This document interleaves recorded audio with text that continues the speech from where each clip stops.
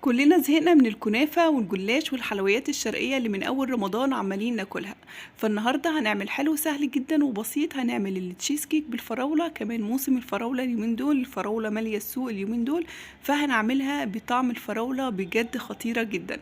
كمان هتبقى طبقات من جوه، يعني شكل خطير جدا. ما تقلقيش خالص، لو أول مرة تدخلي المطبخ هتطلعي الشكل الجميل اللي انت شايفاه ده.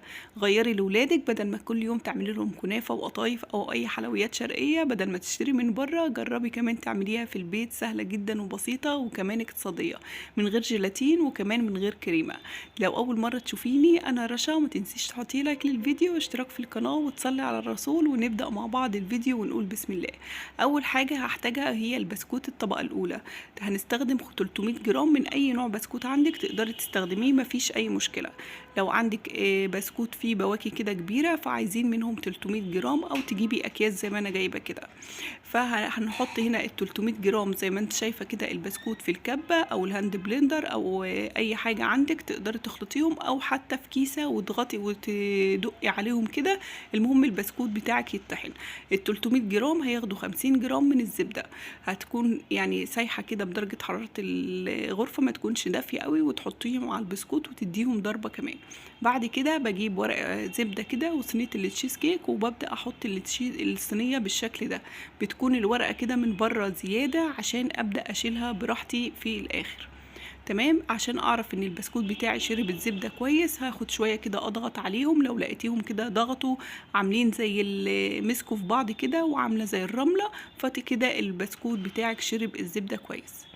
لو لقيتيها لسه مش عامله زي الرمل قوي كده ومش ماسكه كويس، فتقدري تحطي كمان شويه زبده. اول حاجه كده ضغطنا الطبقه زي ما انت شايفاها، وهسيبها او هحطها في التلاجة، مفيش اي مشكله. تعالوا بينا نعمل الكريمه الاقتصاديه اللي تقدري تستخدميها في اي نوع تشيز كيك هتقدري تعمليه، مفيش اي مشكله. عندي هنا علبه جبنه 200 جرام، انا عايزه 200 جرام من اي نوع جبنه يكون كريمي طبعا بدون ملح، وكوبايه لبن متلجه، نص كوبايه سكر، وكوبايه كريم شانتيه خام. حطيت هنا نص كوبايه السكر عليهم كوبايه اللبن المتلجه، وهديهم ضربه كده عشان السكر بتاعنا يدوب. بعد كده حطيت كوبايه الكريم شانتيه وعلبه الجبنه كلها زي ما انت شايفه بالطريقه دي.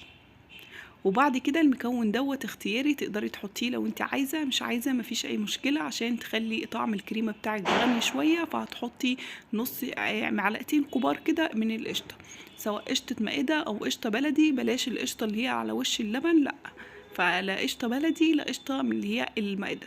تمام. وهضرب طبعا المكونات بتاعتي زي ما انت شايفه بالطريقه دي. هضربها كلها كويس جدا حوالي 4 دقايق كده، لغاية لما تشوفي القوام بتاعك ده. شايفة؟ وبعد كده بقى هجيب صينية التشيز كيك بتاعتنا، هسيبها طبعا الكريمة بتاعتنا في التلاجة شوية، وحوالي مثلا نص ساعة كده عشان تمسك. وبعد كده هجيب الفراولة بتاعتي، انا بحب كده ارصها في النص. هجيب فراولات كده تكون صغيرة ما تكونش كبيرة قوي، وهبدأ احطها في النص كده. بعد كده الطرف دوت انت ممكن لا تختاري بقى لا تحطي الطبقة اللي هي في النص ديت، او تلفيه، تقسمي الفراولة نصين وتعمليها حوالين اطار الصينية بتاعتك. بس انا عايزه عشان هرصها عن فراوله من فوق، فعايزه الفراوله تبقى في النص. فطبعا التزويق ده بيبقى اختياري براحتك جدا، مفيش اي مشكله. هبدا احط الكريمه من غير ما الفراولات بتاعتي تتحرك او تقع، عشان تدينا في الاخر الشكل النهائي يبقى حلو اللي احنا عايزينه. هبدا كده احط الطبقه حلوه كده من الكريمه، هاخد 3/4 الكريمه بتاعتي دي. الربع التاني هقولك هنعمل بيه ايه دلوقتي. هرصها كويس جدا، وطبعا تمسحي الاطراف بتاعه الصينيه كويس، وبعد كده تدخليها التلاجة. الخطوة التانية اللي هعملها، عندي هنا جيلي فراولة. طبعا ممكن تقدري تستخدمي التشيز كيك ديت بالمانجا، فتقدري تعملي الخطوات اللي احنا بنعملها دي كلها بدل الفراولة مانجا، او اي نوع فاكهة انت تحبيه بقى. هحط هنا كوباية مية سخنة، ونص نص كوباية مية ساقعة ونص كوباية مية سخنة. هي طبعا الباكو بيبقى عليه كوباية مية سخنة وكوباية مية ساقعة، احنا هنستخدم نص المقدار. وبعد كده هجيب الصينية بتاعتي زي ما انت شايفة كده، تكون الكريمة ساعت كويس، وهبدأ احط الطبقة كده، اقلب المعلقة كده وهبدأ احط الطبقة ديت. طبعا عشان هتبقى طبقة رفيعة فمش هتاخد وقت خالص في التلاجة، وهتلاقيها جمدت حوالي ربع ساعة. والجزء التاني خدت هنا 3/4 الجيلي وحطيتهم على 3/4 الكريمة التاني اللي احنا سبناها، وديت هتبقى اخر طبقة. بعد ما الجيلي جمد بتاعي معايا بالطريقه ديت زي ما انت شايفه، هحط اخر طبقه كده تبقى لونها بينك، يعني تبقى طبقه بسكوت وطبقه كريم بيضه وطبقه جيلي وطبقه الكريمه البينك ديت. في الاخر بيدينا الشكل النهائي خطير جدا، ولا كانك شارياها من احسن محل حلواني. وهي الخطوات سهله جدا وبسيطه، ما خدتش مننا وقت ولا مجهود، فتقدري تعمليها بكل بساطه وبكل سهوله. لو عندك عزومه في البيت او عندك اي مناسبه او انت رايحه عند ناس، فتقدري تعملي التشيز كيك ديت وتاخديها معاكي، شكلها حلو جدا وبجد طعمها خطير. او طبعا لو عندك ضيوف تقدري تعمليها من بالليل، مفيش اي مشكله، كل ما بتقعد كمان كل ما بتبقى احلى. هسيبها بقى في التلاجة حوالي ساعتين كده، وفي الاخر واحنا بنقدمها هقولك تقدميها ازاي.